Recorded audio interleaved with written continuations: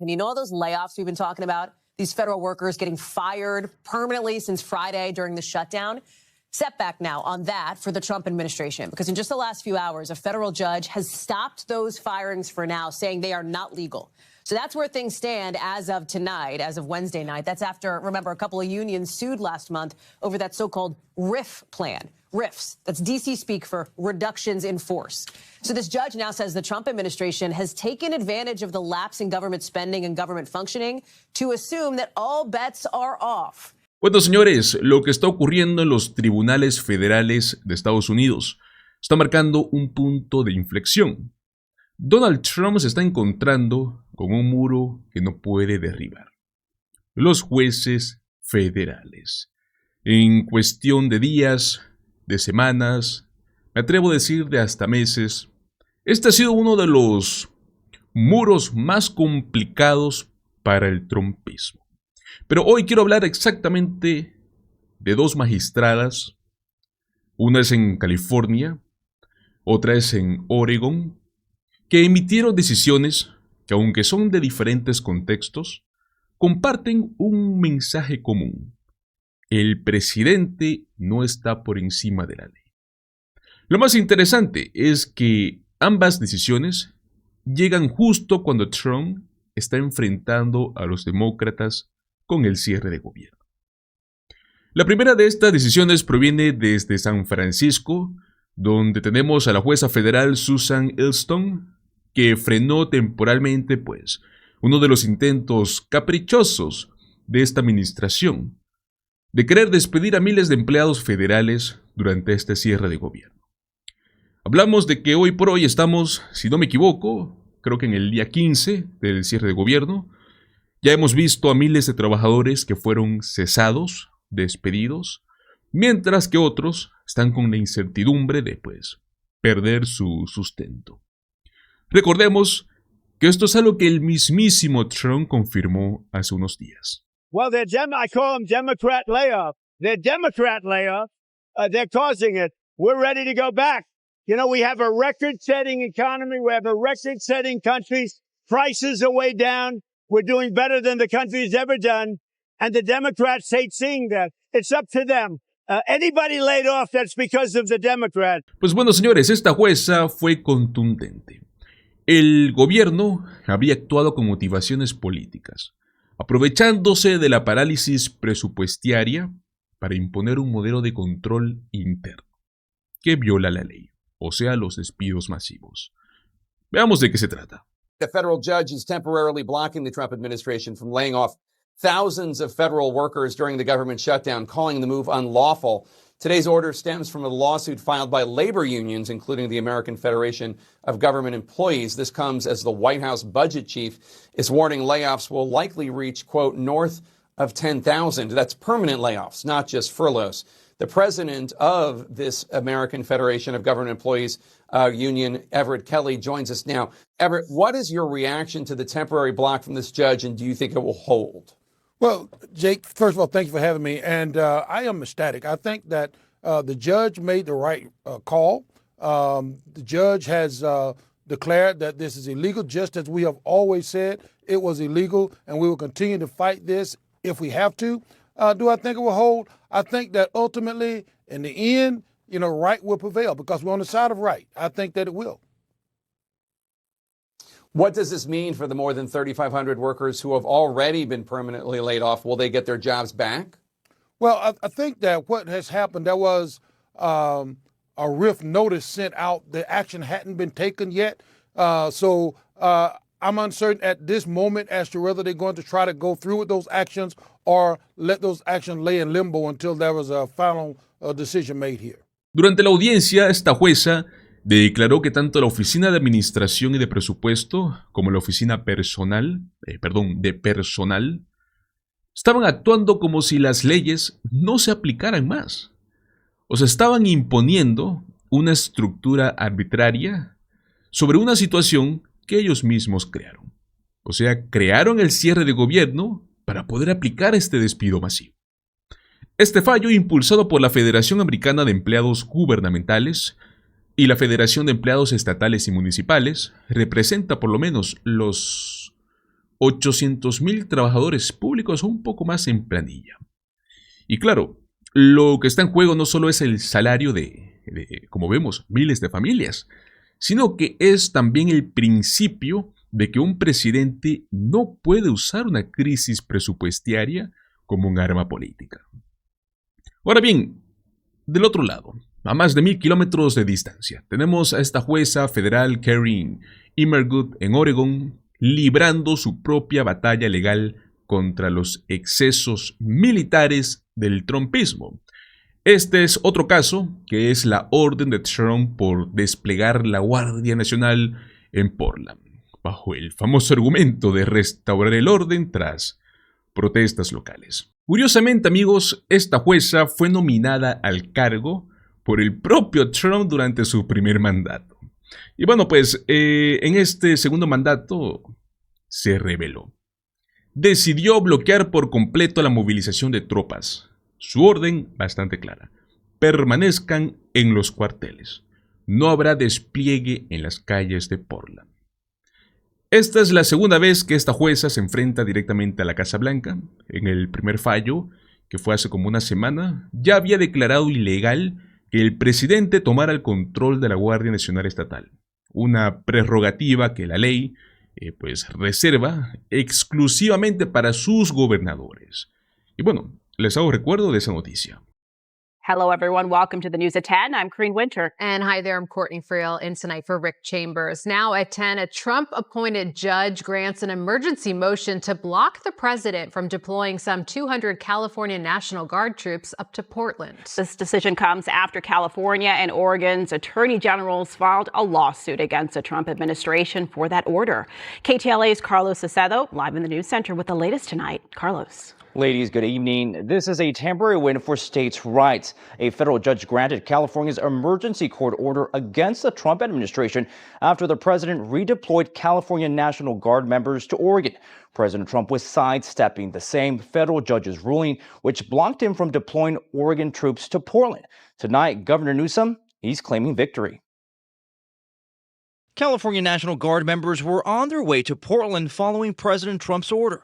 100 troops were already on the ground in Oregon, with 200 more expected. That is until late Sunday evening. U.S. Court Judge Karen Immergut temporarily blocked the controversial move. This comes a day after the same Trump-appointed judge stopped the deployment of the Oregon National Guard to Portland. Trump criticized the judge's original ruling as he left the White House Sunday morning. Portland is burning to the ground. You have agitators, insurrectionists. All you have to do is look at the television, turn on your television, read your newspapers. It's burning to the ground. The governor, the mayor, the politicians are petrified for their lives. Mr. President, And you have a judge like that, he ought to be that judge ought to be ashamed of himself. The judge struck down the order, saying the size of recent protests does not justify the use of federalized forces. Trump has called Portland a war-ravaged city after demonstrations popped up outside the U.S. Immigration and Customs Enforcement building. President Trump also deployed the California National Guard to Los Angeles this past June, even though Governor Gavin Newsom never requested the assistance. Newsom announcing on X that the state would be suing President Trump over the deployment, calling it un-American. Pero bueno, pues Trump intentó esquivar esta orden enviando soldados, escuchen, desde California. Y claro, la jueza convocó una nueva audiencia de emergencia el día de ayer y volvió a frenar esta operación. ¿Cuál fue el mensaje para el trumpismo? Ningún presidente puede movilizar fuerzas armadas dentro del territorio nacional sin tener una justificación legal. Ambos fallos tienen algo en común. Revelan un patrón.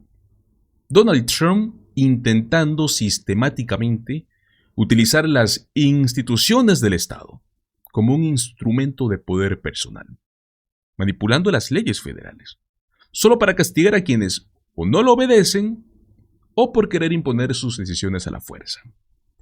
Lo más irónico, ¿no?, es que ambas juezas, una demócrata veterana, otra republicana nominada por el propio Trump, terminaron curiosamente coincidiendo en una sola conclusión: que el presidente ha traspasado los límites de su autoridad, actuando de una manera arbitraria y caprichosa.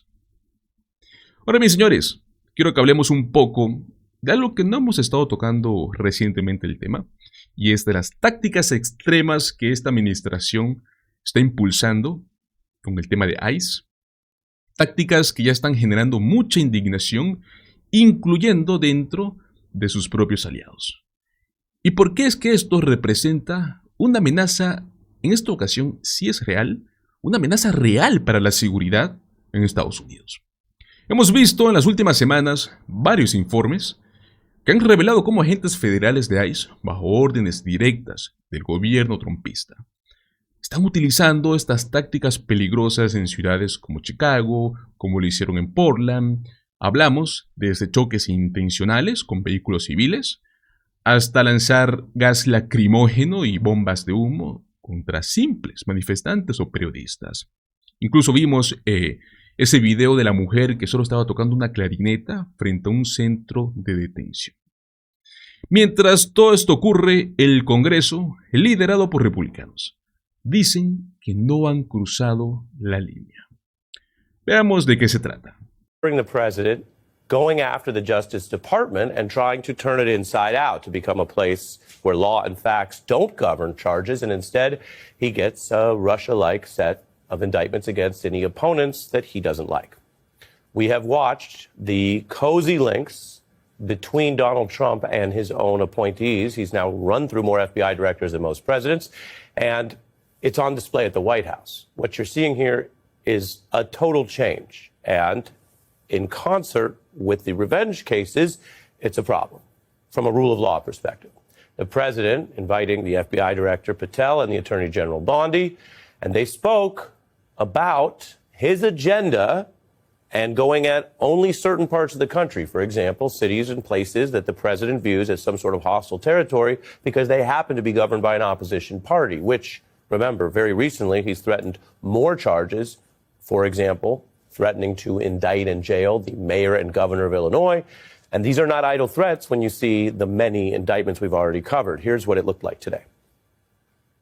And we're just at the start. We're going to go into other cities that we're not talking about purposely. We're going to have a surge of strong, good people, patriots, and they're going to go in, they straighten it all out. Somebody said, would we think about taking the World Cup away from Boston if they don't straighten it out? And the answer is yes, we have the right to do that with FIFA.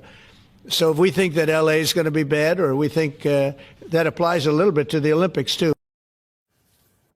The president mentioned the Olympics there. There are people who've worked in Trump's orbit who've mentioned that he has already been eyeing the pending Los Angeles Olympics as a chance to use more federal power in the run-up to other events where he wants to take more control over our civic life and even potentially elections. Again, not idle threats, things we have to take seriously. The ICE tactics are also on full display. In Chicago, protesters dealt with a shocking scene, dozens of agents using tear gas and smoke grenades, a scuffle that was sparked by a car chase on the south side of the city. And there's security footage from the Chicago Sun-Times that shows a white SUV driven by agents apparently colliding with this red car, which sent it into a parked vehicle, not exactly enhancing safety. The occupants fled on foot, though.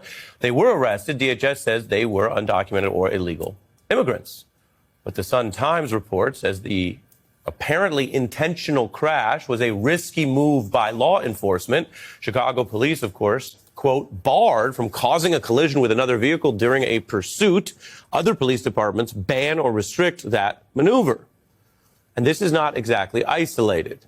Agents have repeatedly been seen, quote, releasing smoke bombs, tear gas, and pepper balls to dispense residents, including those who might be exercising their rights to try to just document it on video or cell phone. The Times reports that's happened repeatedly, and it's harmed Chicago police officers at one point.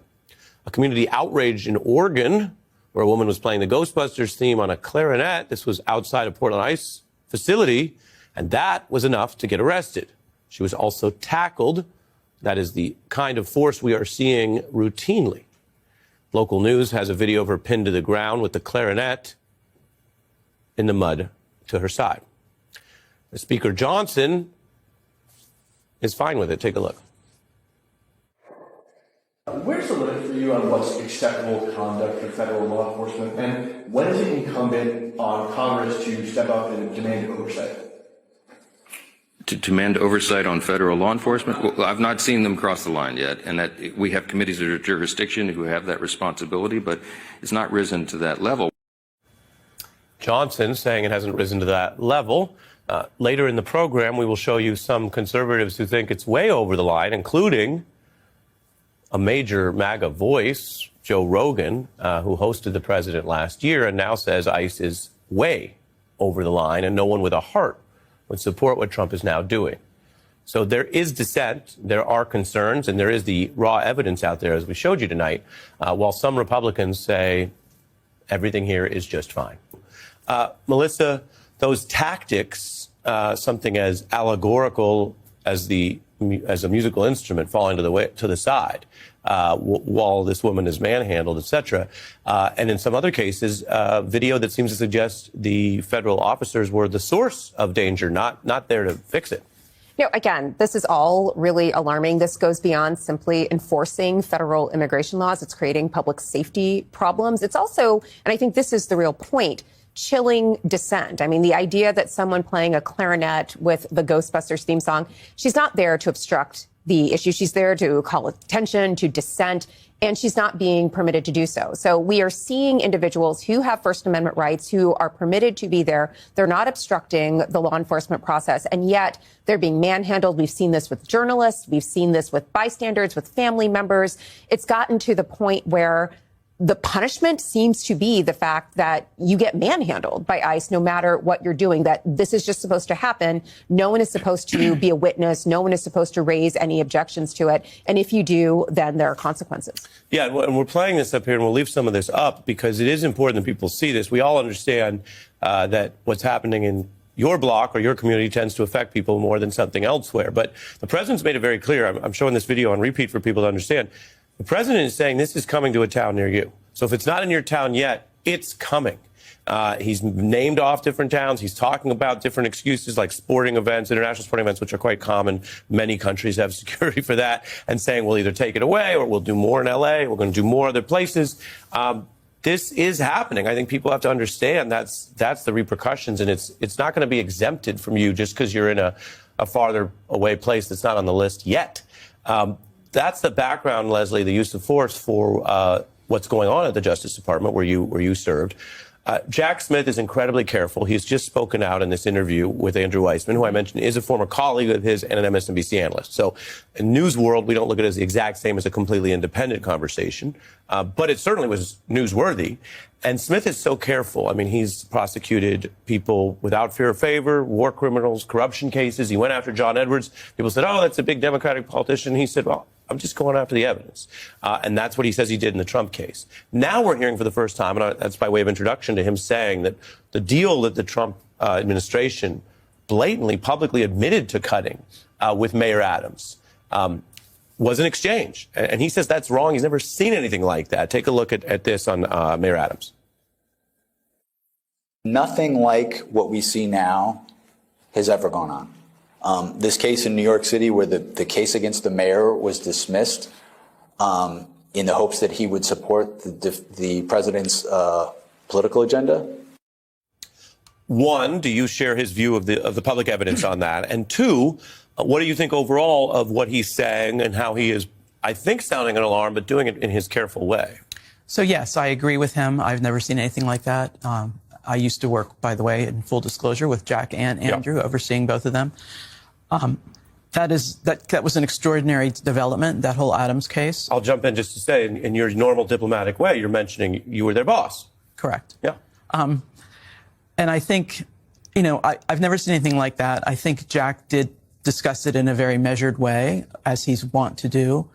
I think what's happening across the Justice Department with the Trump administration is there's a big meltdown of the process, the normal processes. So normally cases are investigated and then there's a decision made whether to prosecute. Here, it's the other way around.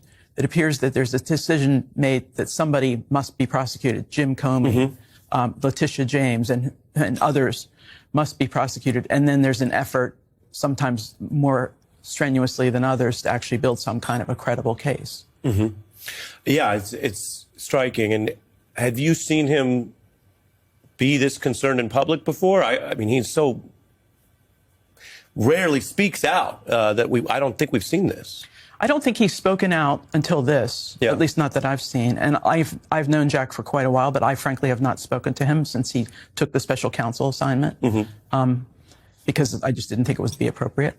But Jack is not out to make a name for himself as somebody who, unfortunately, everyone does know now his name, but that's not the kind of person he is. I mean, he usually stays within his lane and within his lines. And so I think for him to speak out shows how strongly he feels about these issues. And frankly, I think he's right to feel this strongly because the whole Justice Department is being turned into a weapon against certain people. I'm sure it's functioning on a normal basis in name that U.S. Attorney's Office where they're arresting the local drug dealers and doing all the normal things.